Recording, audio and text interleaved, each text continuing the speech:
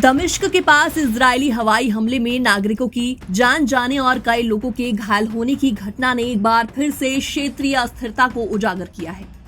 सीरियाई रक्षा मंत्रालय ने पुष्टि की है कि इस हमले में महिलाएं और बच्चे समेत 7 नागरिकों की जानें चली गई, जबकि 20 से अधिक लोग घायल हो गए।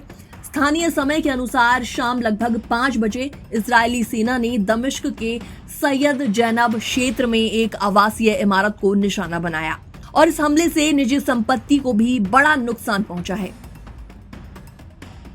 सैयदा जैनब सीरिया का एक महत्वपूर्ण शिक्षा धर्मस्थल है, जो अक्सर इजरायली हमलों का लक्ष्य रहा है और क्षेत्र में हिजबुल्लाह के सदस्यों और उनके समर्थकों की उपस्थिति बताई जाती है।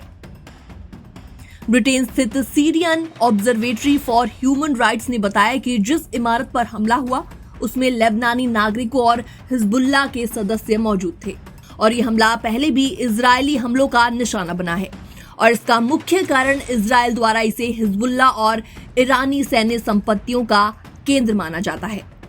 इजरायल लंबे समय से सीरिया में ईरानी सैन्य उपस्थिति और हिजबुल्लाह की गतिविधियों पर नजर रखे हुए है। इजरायली सेना का कहना है कि उसके हवाई हमले ईरान द्वारा हिजबुल्लाह को हस्तांतरित की जाने वाली सैन्य संपत्ति और हथियारों को नष्ट करने के उद्देश्य से किए जाते हैं और इन हमलों का उद्देश्य हिजबुल्लाह की ताकत को कमजोर करना और क्षेत्रीय सुरक्षा को बढ़ावा देना है। और ऐसे में पिछले कुछ महीनों में इजरायल ने लेबनान पर कई हवाई हमले किए हैं, जो कि 23 सितंबर से शुरू हुए थे और इन हमलों का उद्देश्य कथित तौर पर लेबनानी हिजबुल्लाह को कमजोर करना और इसके पूरे प्रभाव को सीमित करना है। और इसके अलावा इजरायल ने लेबनान के अंदर एक सीमित जमीनी अभियान भी चलाया। इजरायली हमलों में हिजबुल्लाह के कई प्रमुख कमांडरों की जान भी गई है। इसमें संगठन के नेता हसन नसरल्लाह के नजदीकी लोग भी शामिल थे। गाजा में चल रहे संघर्ष के बीच हिजबुल्लाह ने 8 अक्टूबर 2023 को इजरायल के खिलाफ रॉकेट हमले की शुरुआत की, जिसमें उसने हमास के प्रति एकजुटता जाहिर की। हमास और हिजबुल्लाह दोनों संगठन इजरायल के खिलाफ अपनी स्थिति में मजबूती दिखा रही हैं और इसी कारण इजरायल ने दोनों के खिलाफ सैन्य कार्रवाइयां बढ़ाई हैं।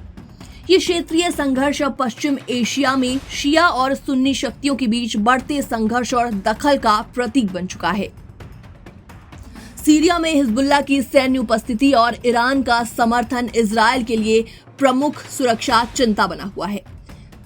ईरान की सीरिया में लगातार बढ़ती सैन्य गतिविधियों से इजरायल को खतरा है कि इसका इस्तेमाल हिजबुल्लाह को मजबूत करने और क्षेत्र में इजरायली हितों को कमजोर करने के लिए किया जा सकता है और इसी कारण इजरायल ने हाल ही के वर्षों में सीरिया में सैकड़ों हवाई हमले किए हैं और जिनका केवल एक उद्देश्य है कि ईरान समर्थित ताकतों को कमजोर करना और उनकी सैन्य संपत्तियों को नष्ट करना। सीरिया में इजरायली हवाई हमलों पर अंतर्राष्ट्रीय समुदाय की मिश्रित प्रतिक्रियाएं हैं। कुछ देश इन हमलों को इजरायल की आत्मरक्षा का हिस्सा मानते हैं, जबकि अन्य देश इसे अंतर्राष्ट्रीय कानून उल्लंघन बताते हैं और इस तरह के हमले केवल इजरायल और हिजबुल्लाह के बीच तनाव नहीं बढ़ा रहे, बल्कि पूरे मध्य पूर्व में अस्थिरता का कारण भी बन रहे हैं।